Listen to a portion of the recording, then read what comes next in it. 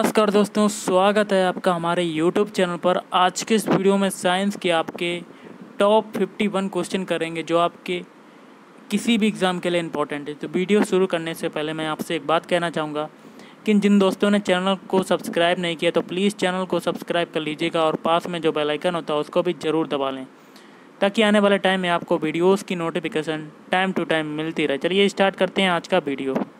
आज के सेशन में पहला क्वेश्चन बनता है कि कार्य का मात्रक क्या होता है। तो सभी को पता होगा जितनी भी ऊर्जाएं होती हैं या कार्य होता है उन सभी का मात्रक क्या होता है, joule. Option A is right answer. Next question है, प्रकाश वर्ष किसकी इकाई है या किसकी यूनिट है। ऑप्शन ए, ऑब्वियसली सभी को पता होगा कि ये दूरी की इकाई होती है। अगला है, बल की एसआई यूनिट क्या होती है। तो बल फोर्स की जो एसआई यूनिट होती है, ऑप्शन बी न्यूटन होती है। अगला क्वेश्चन आपका है, सूची 1 को सूची 2 के साथ सुमेलित कीजिए और सूचियों के नीचे दिए गए कूट का प्रयोग कर सही उत्तर का चयन करना है। तो कूट द्वारा आंसर बताना है। आप थोड़ा सा जूम कर लेते हैं और कूट के माध्यम से मिलान करते हैं। तो ऑप्शन सी हो जाएगा हमारा आंसर। पहला है उच्च वेग। उच्च वेग का संबंध हो जाएगा पहले वाले से मैक। फिर तरंग दैर्ध्य। तरंग दैर्ध्य का पता है आपको कि इसकी जो यूनिट होती है वो होती है एंगस्ट्रॉम। फिर दाब, प्रेशर का आपको पता होगा ये होती है पास्कल। फिर है एनर्जी, ऊर्जा का मात्रक होता है जूल। जितनी भी प्रकार की ऊर्जाएं होती हैं उन सभी का जो यूनिट होती है वो जूल होती है। नेक्स्ट क्वेश्चन आपका है, सूची 1 को सूची 2 के साथ सुमेलित कीजिए और सूचियों के नीचे दिए गए कोड का प्रयोग कर सही उत्तर का चयन कीजिए। सूची 1 में भौतिक राशि हैं और सूची 2 में इकाई है और कूट द्वारा आपको आंसर बताना है। ऑप्शन ए हो जाएगा। तो पहली आती है दूरी, डिस्टेंस। इसका हो जाएगा तीसरे वाले से प्रकाश वर्ष। फिर है पदार्थ की मात्रा, सब्सटेंस ऑफ मोल। तो इसकी आंसर हो जाएगा, मिलान जो कर रहे हैं हम लोग, इसका हो जाएगा पहला वाले से मोल। अगला है विद्युत आवेश की मात्रा। इसका हो जाएगा दूसरे से कूलाम। फिर है एनर्जी, ऊर्जा। इसका होता है वाट घंटा। एक मात्रक इसका वाट घंटा भी होता है। नेक्स्ट क्वेश्चन है, सूची 1 को सूची 2 के साथ सुमेलित कीजिए। सूची 1 में भौतिक राशियाँ हैं, सूची 2 में इकाई हैं। तो कूट द्वारा बताना है। ऑप्शन डी हो जाएगा। पहला है त्वरण। त्वरण का जो मात्रक होता है वो होता है चौथे वाले से हो जाएगा मीटर प्रति सेकेंड स्क्वायर। नेक्स्ट है बल का सभी को पता होगा, ये होता है आपका तीसरा न्यूटन।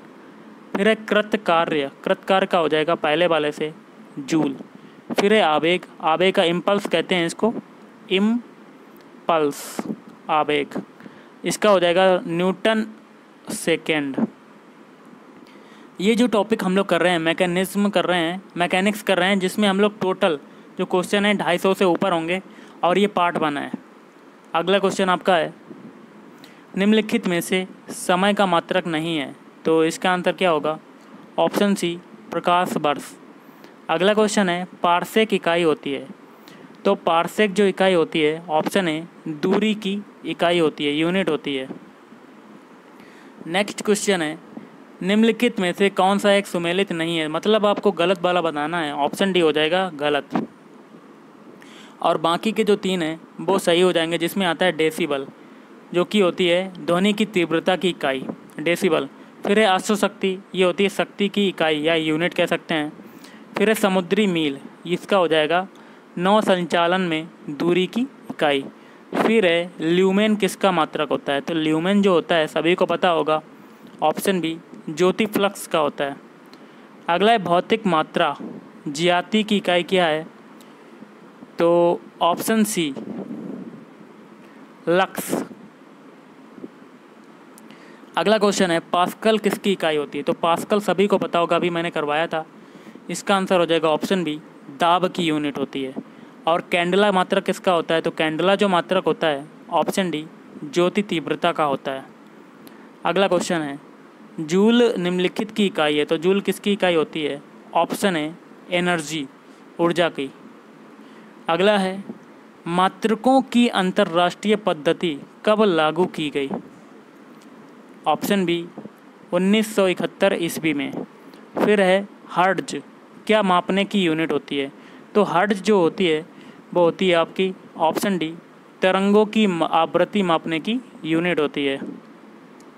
फिर है विद्युत मात्रा की इकाई क्या होती है? तो विद्युत मात्रा की इकाई होती है option A ampere. Next question है एसआई पद्धति में लेंस की शक्ति की इकाई क्या होती है? तो सभी को पता होगा ऑप्शन बी डायोप्टर। अगला क्वेश्चन है डेसिबल किसे नापने के लिए प्रयोग में लाया जाता है? तो ऑप्शन सी वातावरण में ध्वनि।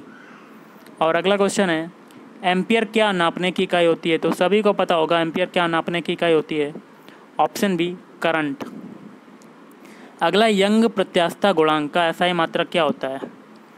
तो option C newton metre square, newton प्रति मीटर स्क्वायर।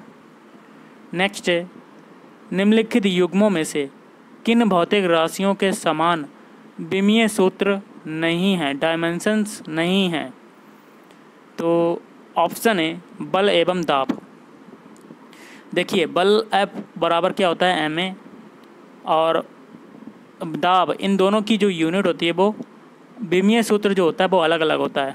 और बाकी में जैसे कि कार्य हो गया और भार एवं बल, आवेग एवं संवेग, पी इक्वल टू संवेग क्या होता है P equal to M B, मतलब इन सब की डायमेंशन सेम होती है, लेकिन बल और दाब की डायमेंशन सेम नहीं होती है। अगला एक खगोलीय इकाई संबंधित है। तो एक खगोलीय इकाई किससे संबंधित है? ऑप्शन है सूर्य एवं पृथ्वी के बीच की दूरी से। अगला क्वेश्चन है निम्नलिखित में से कौन सी अविमीय राशि है? अविमीय राशि मतलब जिसकी कोई विमा ना हो, ऑप्शन है विकृति। अगला क्वेश्चन है निम्नलिखित में से कौन एक सदिश नहीं है? सदिश मीन्स जिसमें परिमाण के साथ वेक्टर भी हो, मतलब दिशा भी हो। तो ऑप्शन डी द्रव्यमान जो है वो सदिश राशि नहीं है। अगला है अदिश राशि है, तो इसमें 4 ऑप्शन दिए गए हैं, तो जिसमें अदिश राशि बताना है। अदिश मीन्स जिसमें परिमाण तो होता है लेकिन डायरेक्शन जो दिशा होती है वो उसका बोध नहीं होता, वो नहीं होती है।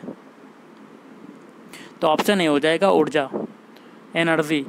अगला निम्नलिखित में से कौन सी एक सदिश राशि है? 4 ऑप्शन से बताना है। तो ऑप्शन ए संवेग, मोमेंटम। नेक्स्ट है निम्नलिखित में से कौन सी सदिश राशि नहीं है?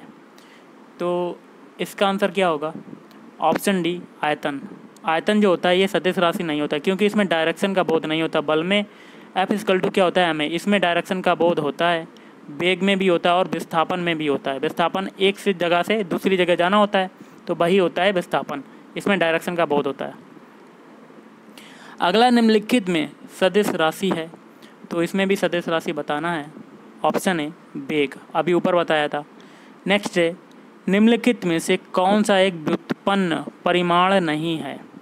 तो व्युत्पन्न परिमाण नहीं है, तो इसका क्या होगा? ऑप्शन बी द्रव्यमान। अगला क्वेश्चन आपका है त्वरण ज्ञात करने का सही सूत्र क्या होता है?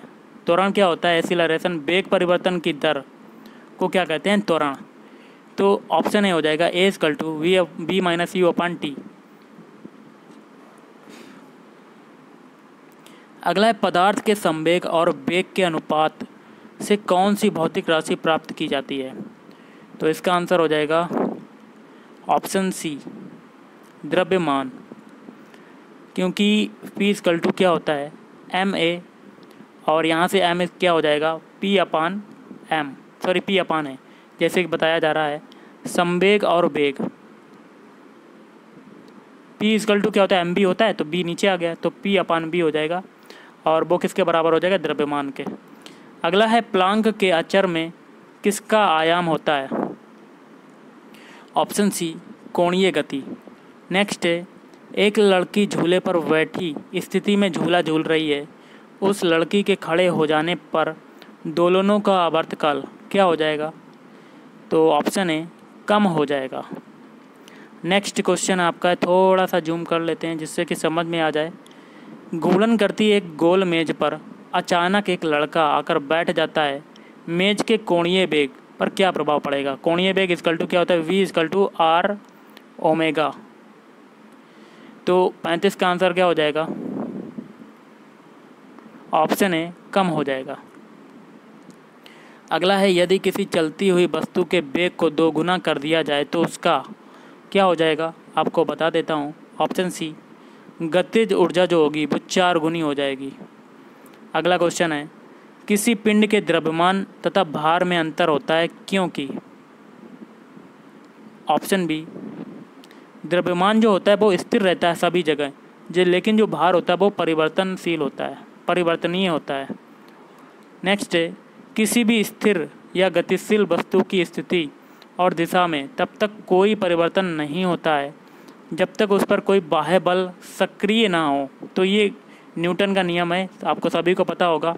कौन सा नियम है, ये हो जाएगा ऑप्शन है न्यूटन का गति विषयक प्रथम नियम।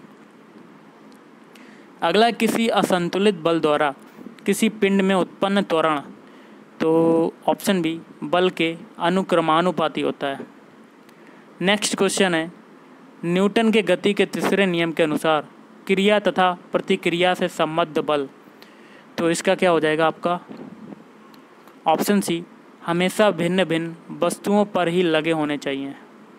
और नेक्स्ट है प्रत्येक क्रिया के बराबर व विपरीत दिशा में एक प्रतिक्रिया होती है, यह है। तो ये भी न्यूटन का नियम है। और कौन सा नियम है, तो ये हो जाएगा ऑप्शन सी, न्यूटन का गति विषयक तृतीय नियम। जल में तैरना न्यूटन की गति के किस नियम के कारण संभव है। Option C, third law of motion, तो ये हो जाएगा। अगला है कोई पिंड तब तक विरामावस्था में ही बना रहेगा जब तक उस पर कोई बाह्य बल कार्य नहीं करता। यह कथन किसका है, सभी को पता होगा। ऑप्शन है न्यूटन का। नेक्स्ट है बल की परिभाषा आती है न्यूटन के, तो इसका आंसर हो जाएगा ऑप्शन है गति के पहले नियम से।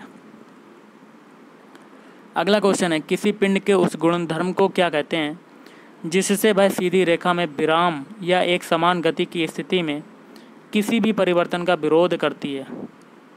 ऑप्शन बी, जड़त्व। अगला है जो न्यूटन के पहले नियम को भी कहते हैं, क्या कहते हैं। ऑप्शन बी, जड़त्व का नियम। अगला है गाड़ी खींचता हुआ घोड़ा किस बल के कारण आगे बढ़ता है। ऑप्शन डी, पृथ्वी द्वारा घोड़े के पैरों पर आरोपित बल से। अगला क्वेश्चन है चलती हुई बस जब अचानक ब्रेक लगाती है तो उसमें बैठे हुए यात्री आगे की ओर दिशा में गिरते हैं, इसको किसके द्वारा समझाया जा सकता है। तो ऑप्शन बी, न्यूटन के पहले नियम के द्वारा। अगला है रॉकेट किस सिद्धांत पर कार्य करता है, तो ऑप्शन है न्यूटन का तृतीय नियम। और 50वां क्वेश्चन है अश्व यदि एकाएक चलना आरंभ कर दे तो अश्वारोही के गिरने की आशंका का कारण होता है। तो ऑप्शन सी, विश्राम जड़त्व के कारण। और आज का लास्ट क्वेश्चन है क्रिकेट का खिलाड़ी तेजी से आती हुई बॉल को अपने हाथ को पीछे खींचकर पकड़ता है कि इसका कारण जो होता है मेन। ऑप्शन है बाल विश्राम की स्थिति में आ सकती है। ओके, तो गाइस आज के इस वीडियो में इतना ही। अगर आपको वीडियो पसंद है वीडियो को लाइक करें, शेयर करें और चैनल को भी सब्सक्राइब करें। Thank you.